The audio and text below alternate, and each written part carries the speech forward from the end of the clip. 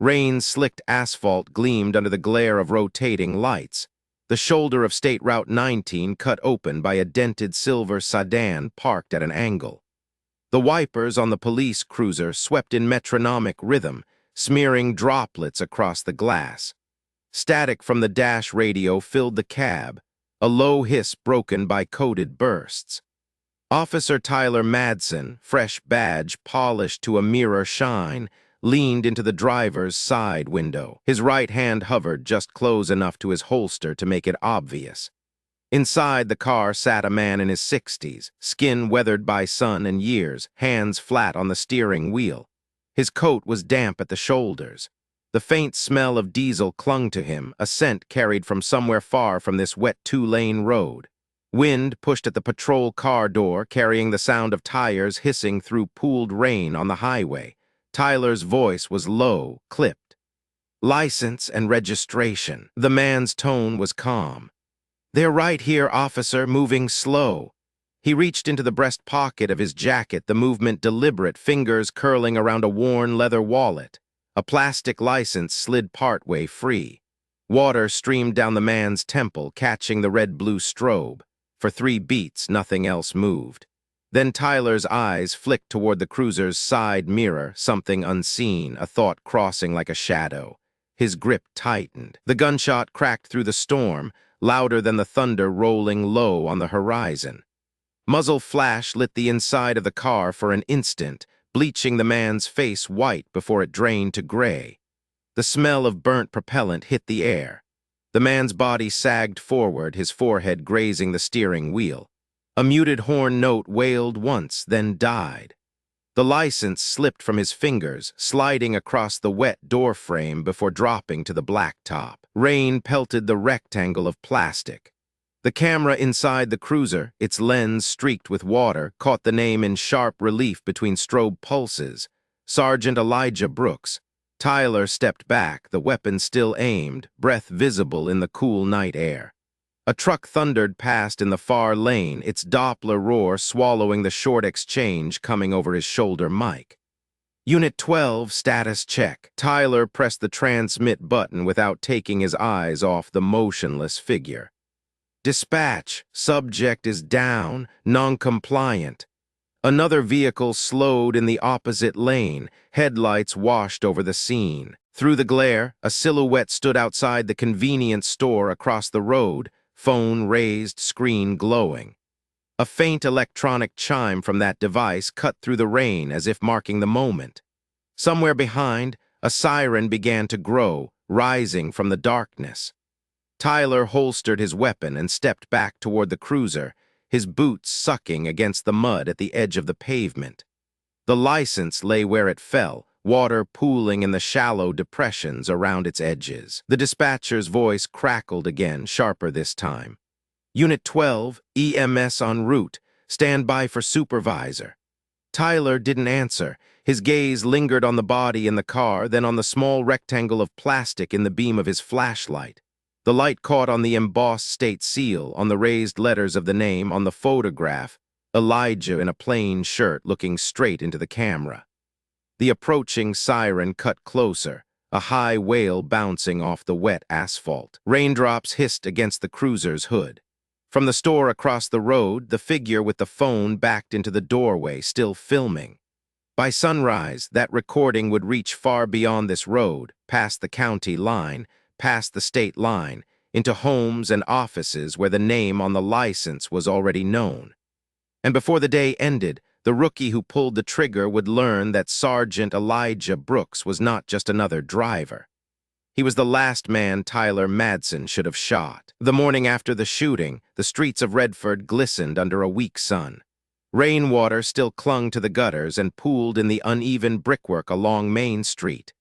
In the center of the square, the bronze statue of a Confederate general stood on its stone pedestal, one arm raised toward the horizon. Around the base, wreaths from last year's memorial had faded, their ribbons frayed by wind and sun. The monument cast a long shadow over the courthouse lawn, a reminder to some of tradition, to others of a history that refused to release its grip. Redford was a town of just under 20,000 people, On the surface, it looked still, almost frozen, but the records told a different story. A federal review 3 years earlier had identified patterns of disparate enforcement in traffic stops. Black drivers were 4 times more likely to be searched than white drivers. Complaints alleging racial profiling were dismissed in 97% of cases. Official explanations used the same phrasing each time. Insufficient evidence, policy followed, officer cleared. For those who lived under that pattern, the words meant the same thing every time. Nothing would change. Elijah Brooks had been part of this town for most of his life. Drafted into the Army at 19, he served in Vietnam and returned home only briefly before enlisting again for the Gulf War. He had the quiet posture of someone who had seen enough to know what mattered. His modest home on Mason Street was lined with framed commendations and photographs in uniform, but he never brought them up unless asked. For the last 20 years, he ran a free boxing program in a converted warehouse on the east side. The mornings there smelled of canvas, leather, and disinfectant. Afternoons echoed with the thud of gloves against heavy bags and the steady rhythm of skipping ropes. The kids who came through his doors learned to keep their hands up in the ring and their tempers down outside it. In recent years, Elijah's name had appeared in the local paper not for his military record, but for his presence at town meetings. He spoke out against the use of excessive force by police. His words were measured, deliberate, but they carried the weight of someone who had already stood through worse storms. He was respected in the community, but not by everyone in uniform. Tyler Madsen had been in uniform less than a year. At 24, he still carried the anxious edge of a rookie who hadn't yet been tested. He was assigned to the night shift under Sergeant Roy Danner, a man with 2 decades on the force and a record that was both praised and quietly criticized. Danner had been involved in multiple shootings, all of them involving black men.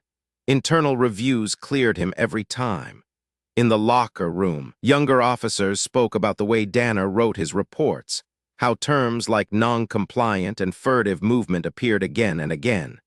They called it Roy's insurance policy, a way of framing encounters so that whatever happened next would fit department policy. On the night Elijah was killed, Tyler's cruiser dash camera recorded the moment he pulled onto State Route 19 behind the silver sedan. The footage stayed intact for the next 12 minutes. Then, without explanation, it cut to black 3 minutes before the fatal shot. The department's later statement called it a technical malfunction caused by moisture. By sunrise, the official press release was ready. It described the incident as a routine traffic enforcement action during which the driver failed to comply with lawful orders and was engaged with by the officer. There was no mention of Elijah's name, his record, or his role in the community. The language was clean, bureaucratic, designed to fit into the public notices section without drawing attention. At 8:16 a.m., Tanya Brooks sat in her office above the Community Legal Center, reading the release twice. She was Elijah's daughter, a civil rights attorney with cases active in 3 counties. She had been working late the night before on a housing discrimination suit when the call from the hospital came. The words were clinical, stripped of emotion. Your father was involved in an officer-involved shooting. You should come immediately. By the time she arrived, the sheet was already drawn up to his chin. By mid-morning, Tanya stood on the courthouse steps facing a wall of microphones and cameras. Her voice was steady but tight, every syllable controlled. My father did not fail to comply. He survived 2 wars. He raised 3 children. He trained your youth. And he died last night because a rookie officer decided his life was worth less. Behind her, supporters held photographs of Elijah in uniform at the gym in front of his home. Reporters called questions from the edge of the crowd. She took only one. Do you believe this was racially motivated? Her reply came without hesitation. I believe the record of this department answers that for me. That record began to unravel within hours. At 10:42 a.m., a video appeared online, shot from across the road on the night of the shooting. The image was shaky, zoomed in, rain blurring the streetlights. Elijah sat in the driver's seat, his hands raised, palms outward. A flash lit the interior of the car. The sound of the shot followed a fraction later. The clip was short, only a few seconds, but it was enough. Local stations ran the footage on repeat. On talk radio, callers argued over what it did or didn't show. In the diner on Main Street, two men in work shirts shook their heads while a woman in a booth said loudly, "You don't know what happened before that." Inside police headquarters, Danner called Tyler into his office. The door closed, voices low enough to be lost behind the hum of the vending machine in the hallway. Officers passing by noticed the stiff set of Tyler's shoulders when he emerged. At 2:05 p.m., the mayor released a short statement asking for patience as the investigation unfolded. The governor's office issued nothing at all. Across town, the boxing gym was quiet. A few kids stood near the entrance, trading rumors about what had happened. On the wall above the ring, the framed quote Elijah had kept since the gym opened hung untouched. "Fights are won in the preparation nobody sees." By 5:00 p.m., the first bouquet appeared on the steps of Elijah's house. Rainwater collected in the folds of its cellophane wrap. That evening, the square looked the same as it had the day before. The statue's floodlights clicked on at exactly 6:45 p.m., casting the bronze figure in gold.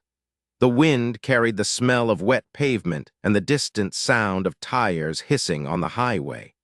But for those who had seen the bystander's video, the image of Elijah's hands in the air had already replaced the official story.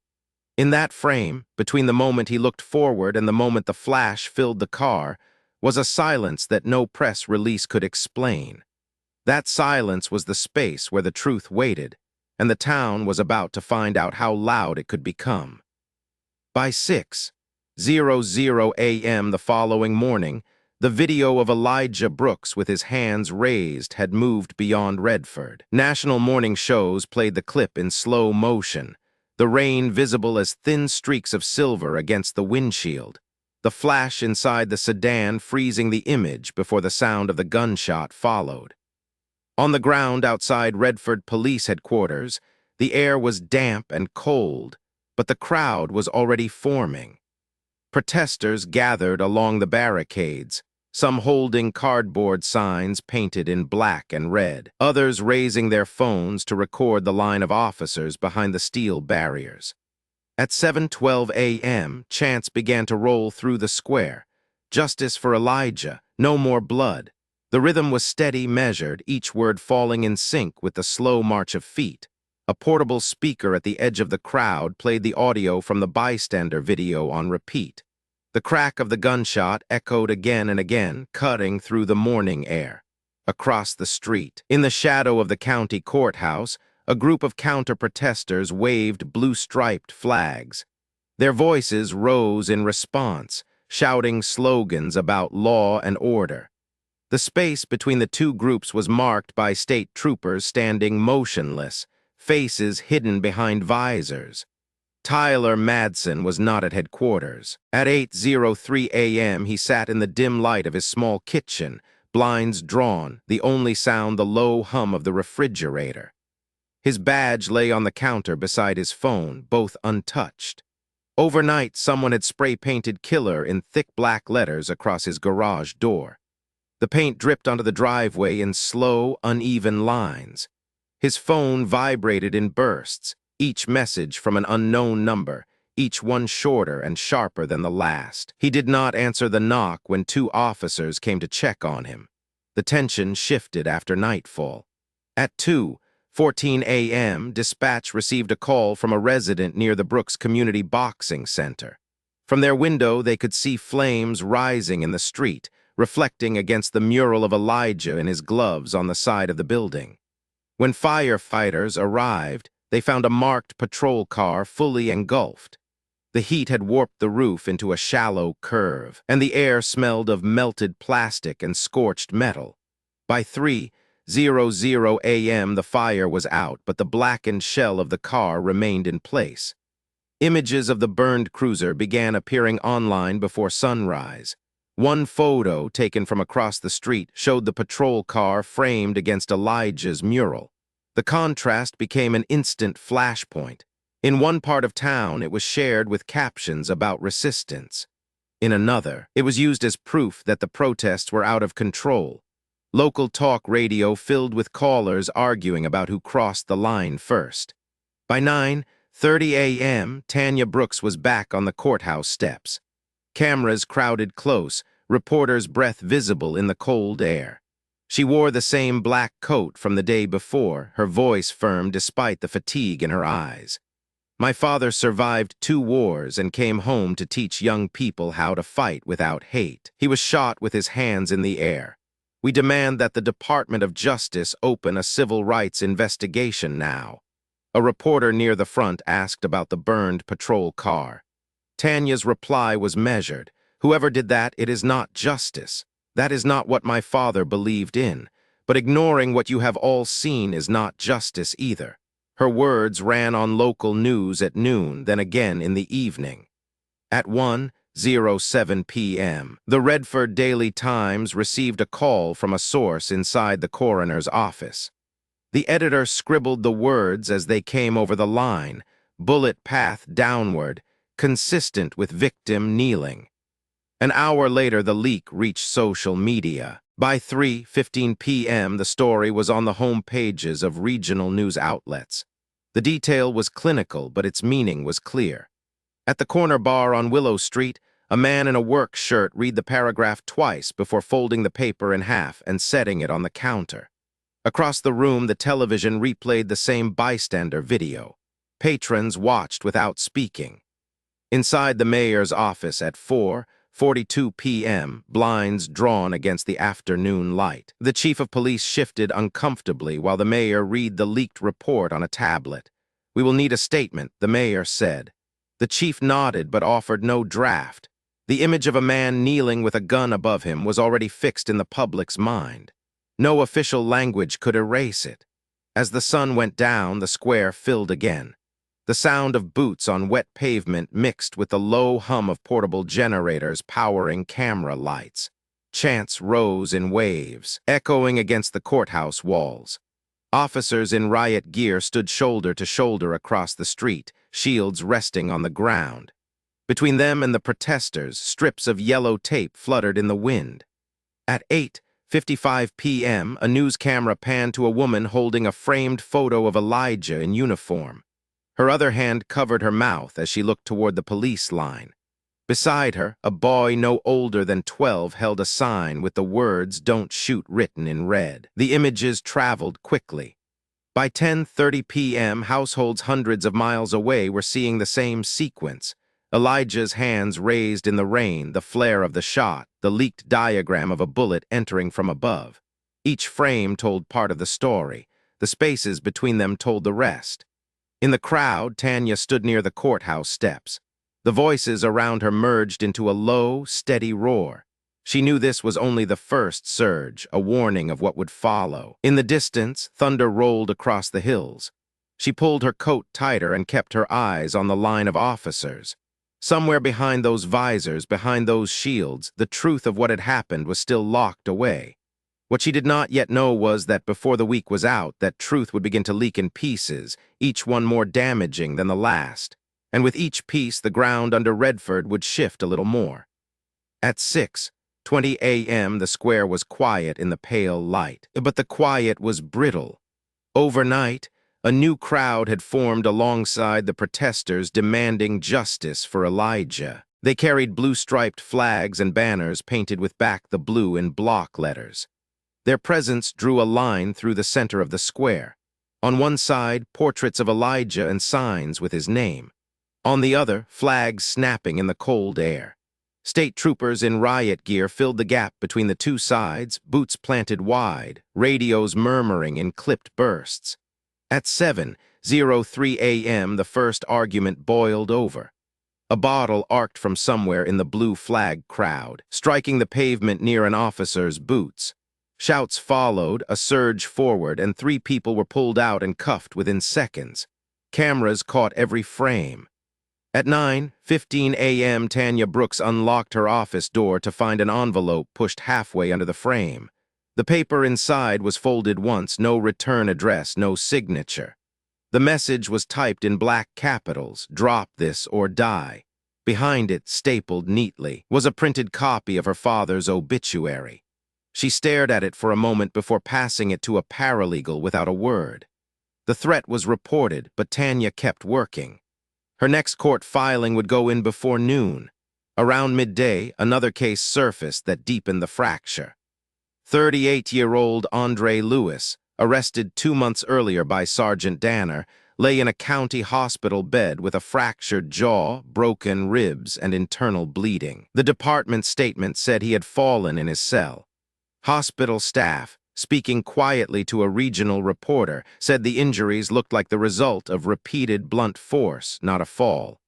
At 12:47 p.m., the story was live online. By 1:30 p.m., it had spread far beyond Redford. At 2:40 p.m., a black SUV with tinted windows and government plates rolled up to the curb outside police headquarters. 2 men in dark suits stepped out, the metal of their lapel pins catching the sunlight. They met with the police chief in a closed office, identifying themselves as liaisons from the Department of Justice. Their language was precise. They were here to observe. They would not conduct interviews, seize evidence, or disrupt daily operations. The word observe hung in the air like a ceiling that no one would touch. For some in the department, it felt like cover. For others, a warning. At 5:12 p.m., a link began moving through private group chats among activists and a few trusted journalists. It led to grainy, time-stamped footage from a gas station security camera 2 miles from where Elijah was killed. At 10:03 p.m. on the night of the shooting, Elijah's silver sedan eased out of the gas station, the glow from the pumps fading behind him. Seconds later, a Redford patrol cruiser pulled into frame, following at a measured distance. The footage showed them on the road together for 12 uninterrupted minutes. The cruiser never overtook, never fell back. At 10:15 p.m., just as Elijah's right blinker flashed, the feed cut to black. In the last frame before the cut, the cruiser's roof lights were still dark. That night, in a corner booth of the diner on Broad Street, 2 men in work jackets leaned over a phone, replaying the footage again and again. One muttered he was being hunted. Across town, in the newsroom of the Redford Daily Times, the editor watched the same clip and wrote on a yellow legal pad, 12 minutes before stop, "This will matter." Inside the police department, another piece of footage existed that had not yet reached the public. Recorded weeks earlier in the department's training room, it showed Sergeant Danner standing in front of a whiteboard, speaking to a group of young officers. Tyler Madsen sat in the front row, a pen in hand. Danner's voice was steady, confident. "In a stop like this, you set the tone before the door even opens. Control the narrative. Make sure your report leaves no room for questions." His features were blurred in the low resolution, but the words were clear. The recording had been saved by a junior officer who had grown uneasy with the culture in the room. That file now sat on an encrypted drive in a reporter's desk drawer 3 towns away. At 8:00 p.m., the square was lit again by camera lights and the flicker of candles. The 2 opposing groups had thinned but not disappeared. Chants rose in bursts, fading into low murmurs before starting again. The yellow tape marking the no-go zone between the lines of police and protesters snapped lightly in the wind. On the courthouse steps, Tanya stood with her hands in her coat pockets, her gaze fixed on the front doors of police headquarters. Somewhere behind those doors, the footage from the gas station had already been viewed by command staff. At 8:37 p.m., a call came into the newsroom from an unlisted number. The voice on the other end spoke quickly, low, as though reading from memory. 12 minutes, no lights, tail from gas to shoulder. That's all I can give you. The line went dead. The editor looked at the legal pad on his desk, the same words already written there hours before. By 9:45 p.m., clips of the gas station footage were on 3 independent news sites. They spread through social media with captions that framed it as stalking, as harassment, as proof of premeditation. Official channels in Redford stayed silent. At 10:11 p.m. in her kitchen, Tanya sat at the table with her laptop open. The video was paused on the last frame before the feed went black, the time stamp glowing faintly in the lower right corner, 12 minutes. She closed the lid without pressing play again. Her phone buzzed with a message from a number she didn't recognize. Looked closer at who was on shift that night. She did not respond.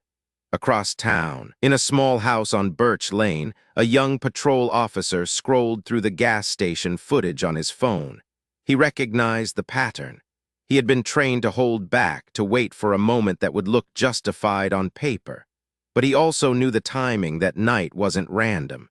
He placed the phone face down on the counter and stared at the wall, the hum of the refrigerator filling the silence. By midnight, the footage had become the focal point of the case online. Hashtags connected it to other stops in Redford, to other names that had never made the national news. In the early hours, one of those names would surface again in a way that would push the story past the limits of the department's control. The town hall was packed before the doors officially opened.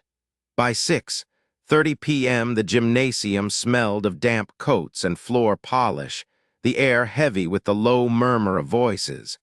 Folding chairs filled every available space, with more people standing shoulder to shoulder along the walls.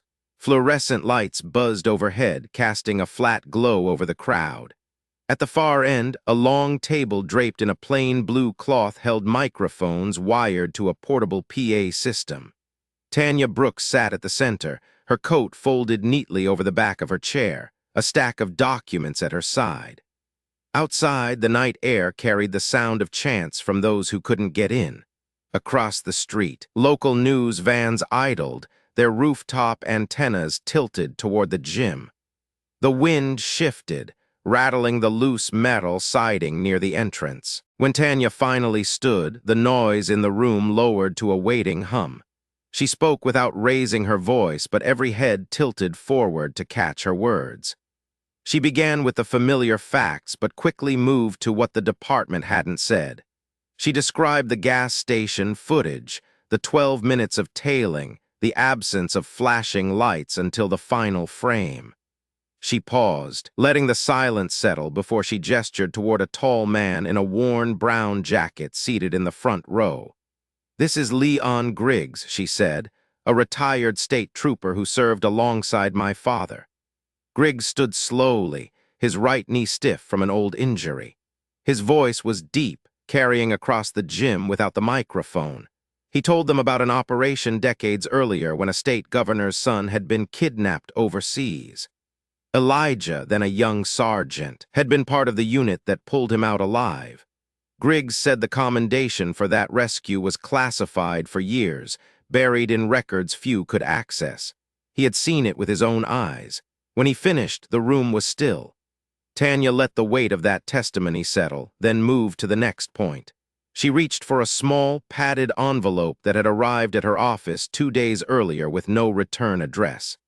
Inside was a micro SD card, black plastic. No markings except a piece of tape with the words Unit 12 written in faded ink. She inserted it into a laptop already connected to the projector. The screen behind her lit up with a time stamp and the faint hiss of background noise. Then came a voice. It was low, deliberate, without hurry. It was Sergeant Danner. He said he's one of those agitators. Make sure he doesn't walk away clean. There was no video, only the audio and the sound of rain hitting a car roof somewhere in the background. The clip was short, less than 20 seconds. When it ended, the gym was silent except for the faint hum of the lights. From the second row, a man in a baseball cap leaned to the person next to him and whispered, "That's a green light." Others in the crowd glanced at each other, mouths tight. At 7:12 p.m., as Tanya prepared to play the recording again for those in the back, her phone vibrated on the table. She glanced down to see a message from an unknown number. It read simply, "His lawyer is gone." The timing was too sharp to be coincidence. She finished the playback, then addressed the crowd. An hour earlier, in an office on the second floor of a brick building 2 blocks away, Tyler Madson's defense attorney had stood up from his desk, placed a single folder in the center, and told his client he could no longer represent him. No explanation, no referral, just the sound of the office door closing behind him. Word of the lawyer's withdrawal traveled quickly. By the time Tanya left the town hall at 8:03 p.m., 2 reporters had already asked her about it. She didn't answer, walking past the cameras to where her car was parked under a flickering streetlight. Back in the gym, as chairs scraped against the floor and people began to file out, Griggs lingered near the projector screen. He looked at the frozen time stamp from the audio file, then at Tanya's notes still open on the table. The details matched too closely to be dismissed as coincidence. He knew the unit designation on that file name. Unit 12 had been Danner's call sign for years. Across town, in the newsroom of the Redford Daily Times, the editor was on the phone with a contact in the state attorney's office. The conversation was clipped with long pauses. When it ended, the editor wrote one sentence on a sticky note and stuck it to his monitor. Audio changes everything. By 9:20 p.m., the micro SD clip had been sent to 3 independent journalists and an investigative producer at a regional station. Each of them began working on verification, but even without it, the sound of Danner's voice was enough to feed speculation. Online threads dissected the tone, the phrasing, the context. Some argued it was being misinterpreted. Others insisted it was plain instruction to escalate. At 10:15 p.m. in his small kitchen, Tyler sat alone, the only light from the hood lamp above the stove. His phone lay face down on the table. He had heard the clip. There was no way to explain it without pointing upward in the chain of command. His lawyer's sudden absence made the direction of the wind clear. For the first time since the night of the shooting, he felt the ground shift under him in a way that had nothing to do with public anger and everything to do with the people he once thought were behind him. By 10:47 p.m., the clip had reached a national news desk. At 11:00 p.m., it was played unaltered on a late-night broadcast. The anchor gave no commentary, only the origin details and the time stamp. In living rooms across the state, the same voice filled the air.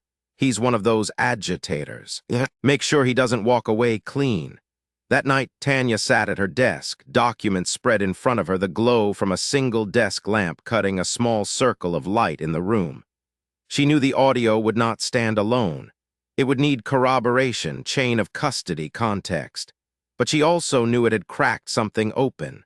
The combination of Griggs's testimony, the gas station footage, and the recording was enough to force the next move. At 11:38 p.m., a text came through from a source she had cultivated months earlier in the department. It read, "DOJ coming tomorrow, not to observe this time." She stared at it for a long moment, then turned off her phone. Outside, the wind had picked up, rattling the loose siding on the building again. Somewhere across town, in a darkened house with the blinds drawn, another officer who had been in that training room weeks earlier sat with his head in his hands, wondering how long before his own voice was pulled from a recording he didn't know existed. By midnight, the micro SD clip was the top trending story in the state. The words themselves were already being repeated in headlines, in social media posts, in whispered conversations across Redford. And beneath those words, in the spaces between each syllable, was the unspoken admission that this was never just about a traffic stop. It was about a system that could decide, before the window even rolled down, how the story would end. At 8:10 a.m. the following morning, 2 black SUVs with federal plates rolled to a stop outside Redford Police Headquarters. The sound of their engines idled heavy against the cold air, drawing the attention of every officer in the lobby. 4 agents in dark suits stepped out, their coats cut long enough to hide what was on their belts. They moved without haste, but with the quiet certainty of people who knew exactly where they were going. One carried a slim leather folder. Another held a cardboard evidence box already labeled with a printed barcode. They passed through the glass doors without acknowledging the receptionist, heading straight toward the chief's office. By 8:25 a.m., word had already reached Tanya Brooks. She was standing outside the courthouse when her phone lit with a text from a trusted source inside the department. "DOJ is here. Not observing." She closed her eyes briefly, the winter light catching in her lashes, then walked back toward the building without a word to the reporters nearby. Inside headquarters, the meeting with the chief was short. The lead agent slid the leather folder across the desk and opened it just far enough for the contents to be visible. A signed federal warrant for the seizure of digital media, personnel records, and training materials relating to the night of November 14 and to Sergeant Roy Danner's tenure. The chief nodded once, his jaw tight, and gestured toward the operations wing. Within minutes, agents were in the server room, pulling hard drives and packing them into shockproof cases. Down the hall, another team moved through Danner's office, photographing every surface before placing items into evidence bags. At 9:02 a.m., a knock came on the door of the small room where Tyler Madsen had been told to wait. When it opened, two agents stepped in, one with a recorder in his hand. The younger of the two asked if Tyler wanted legal counsel present. He hesitated, then shook his head. The older agent pressed the button on the recorder and asked the first question. "Who told you there was a warrant for Brooks?" Tyler's fingers twitched once on the table. "Sergeant Danner," he said. "Did you verify it? No. Did you know it was false?" Tyler looked at the floor, not at the time, and now Tyler's voice was low. "Now I know." By 10:17 a.m., the agents had what they needed from him. Tyler was escorted out of the building under quiet watch, placed in the back of a black sedan and driven away. No cuffs, no public scene, but everyone in the hallway who saw it knew what it meant. At 11:45 a.m., agents arrived at Danner's home, a one-story brick house at the edge of town. The blinds were closed, the driveway empty. The team leader knocked once, announced their presence, then stepped back as another agent inserted a key from the warrant pack into the lock. Inside, the air smelled faintly of stale coffee and dust. The living room walls were lined with framed commendations and photos from years in uniform.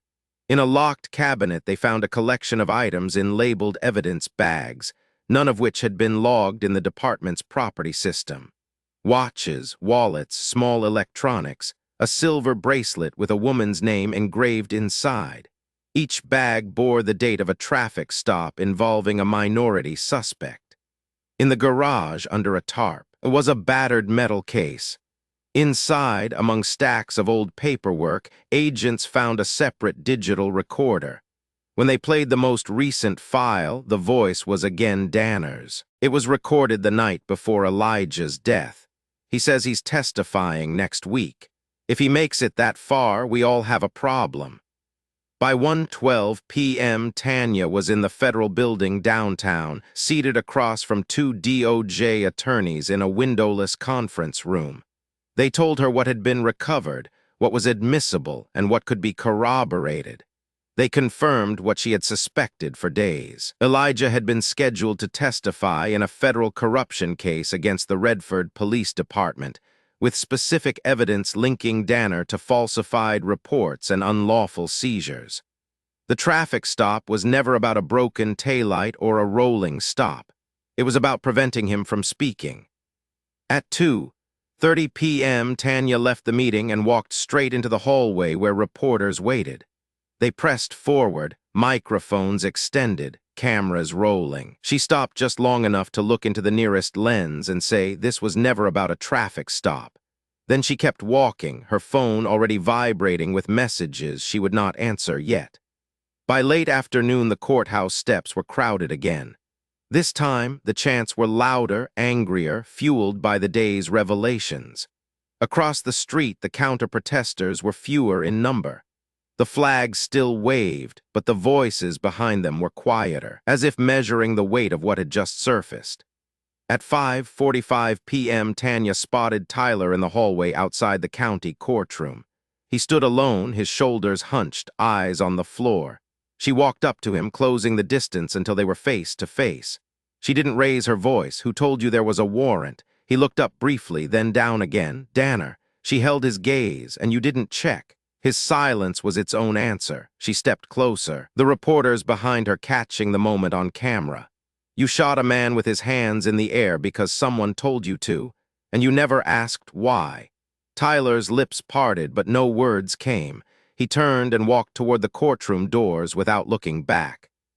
At 6:10 p.m., the first official statement from the DOJ was released. It confirmed the execution of search warrants, the seizure of physical and digital evidence, and the opening of a formal investigation into potential civil rights violations and obstruction of justice. It named both Sergeant Roy Danner and Officer Tyler Madsen as subjects of the investigation. At 7:22 p.m., the last of the agents left Danner's home, carrying out sealed boxes and the metal case from the garage. Neighbors watched from behind curtains. One woman in a faded sweatshirt stood on her porch, arms crossed, until the unmarked vehicles pulled away. By 8:00 p.m., the footage from the gas station, the micro SD recording, and the new audio from Danner's garage had all been aired on national news. Analysts spoke in careful tones about patterns of abuse, chain of command, and systemic failures. The anchors didn't need to say the word motive. It was already understood. At 9:18 p.m., Tanya returned to her office. She unlocked the bottom drawer of her desk and took out her father's dog tags, still on their chain. She held them in her palm, the metal warm from her hand. Outside her window, the streetlights threw pale circles onto the wet pavement. She could hear the faint sound of a crowd still gathered at the square, voices carrying on the cold air. At 10:00 p.m. in an interview room at the federal building, Tyler sat across from two DOJ agents. His face was drawn, his voice quieter than it had been that morning. He confirmed that Danner had ordered the stop, told him Elijah was a threat, and promised him there would be no consequences. He described the culture in the department, the language used in briefings, the expectation to document every encounter in a way that would survive scrutiny. The agents asked if he understood the weight of his statements. He said yes. They asked if he was willing to testify. He hesitated for a long time before answering. Yes.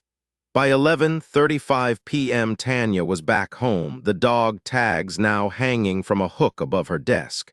She sat in the dark, the only light from the glow of her phone's screen as she read a final message from her source. Charges coming. Prepare for trial. She set the phone down and listened to the wind moving through the trees outside, the sound broken occasionally by distant sirens.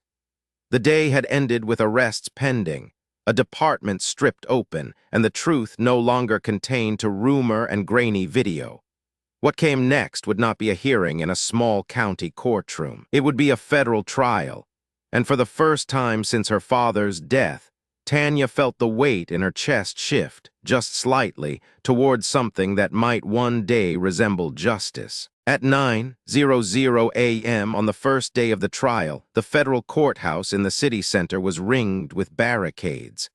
The air was sharp with early winter cold, and the sound of generators powering media lights filled the gaps between chants from the crowd. Inside, the courtroom was already full when Tanya Brooks took her seat behind the prosecution table. She kept her eyes forward, her hands folded in her lap. Across the aisle, Tyler Madsen sat flanked by two federal public defenders.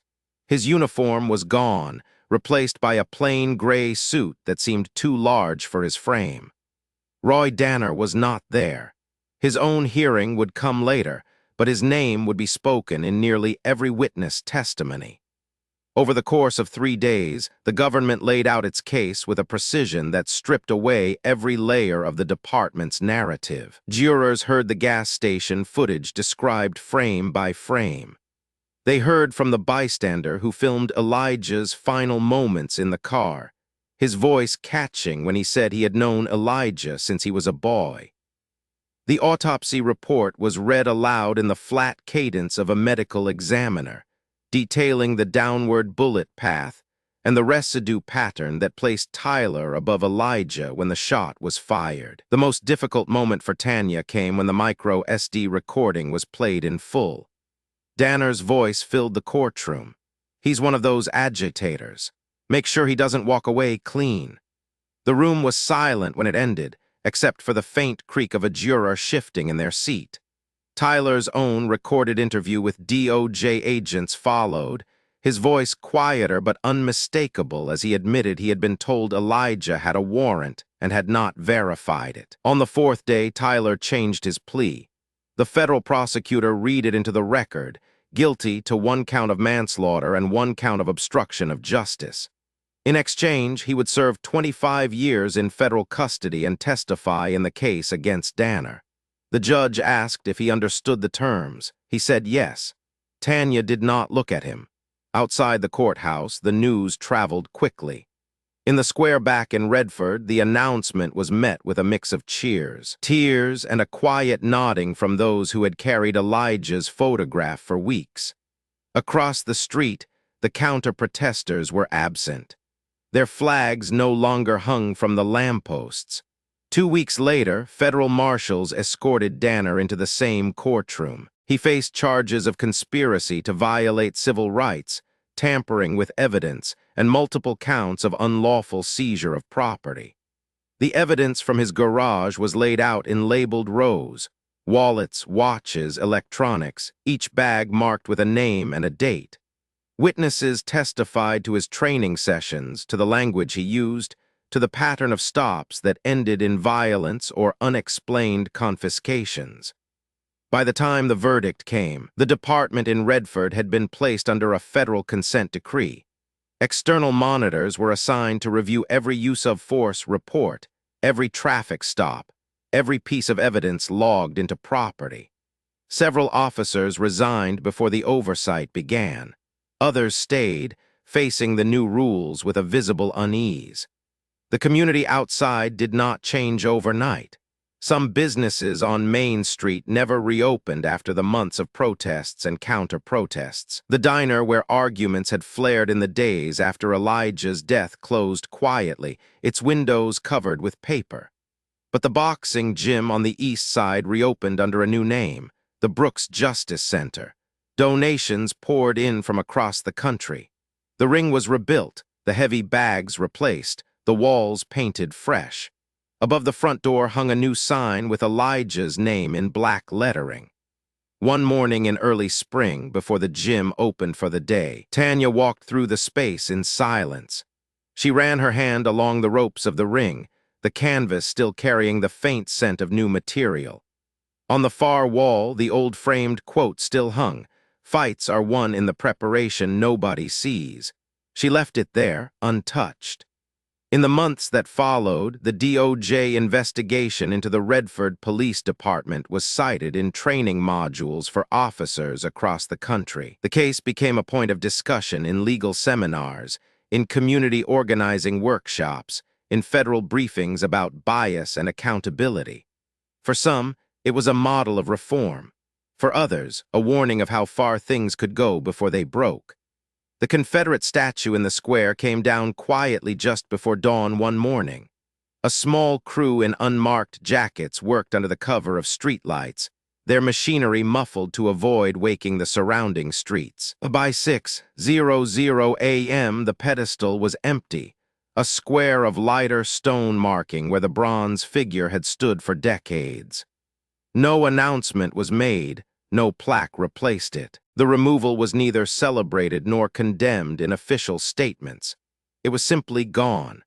That spring, Tanya visited her father's grave for the first time in months. The grass was damp under her shoes, the air smelling faintly of rain. She carried the dog tags in her hand, the metal warmed by her grip. Standing over the headstone, she said nothing for a long time. In the distance, she could hear the faint sound of traffic on the highway, the hum blending into the rustle of leaves overhead. As she stood there, she thought of the days after the shooting, of the grainy video that had torn the department's version apart, of the moments in the courtroom when the truth had been spoken into the record and could no longer be denied. She thought of the weight of silence in a town where speaking out had always come at a cost, and of how that silence had finally broken. The sun shifted behind a cloud, casting a brief shadow over the headstone. Tanya placed the dog tags gently on top, the chain coiling against the stone. She stepped back, her hands in her coat pockets, and looked at the name carved there. The wind moved through the grass, bending the blades in slow waves. Across the state, a news anchor read a short update on the case. Her voice was even, almost detached, as she reported that the DOJ oversight in Redford had entered its second year, and that early indicators showed a decline in complaints of biased policing. The segment ended with a single image of Elijah in uniform, his eyes steady, the hint of a smile at the corners of his mouth. In Redford, life moved on in visible ways and invisible ones. The courthouse still stood, the square still filled with people on market days, the boxing gym still opened its doors to kids looking for a place to learn discipline and control. But beneath the routines, something had shifted. The name Elijah Brooks had become part of the town's story, one that could not be erased by a missing minute of footage or a carefully worded report. On the anniversary of his death, candles lined the courthouse steps. People gathered without speeches, without signs, just the quiet presence of those who remembered. In the flicker of the lights, Tanya stood among them, the dog tags once again in her pocket. The case had left its mark on more than just the record books. It had altered the way people in Redford looked at each other, the way they spoke about justice, the way they weighed the value of a life against the power of a badge. For Tanya, the cost had been immeasurable, but so had the change it forced into being. As the last candle burned low, a thin line of smoke curled upward into the night. Somewhere in that smoke was the weight of every unanswered question, every moment that had led to this one. And in the space left behind, there was the steady, unshakable truth that in a town where silence had once been safety, one man's last moments had made the ground itself shift.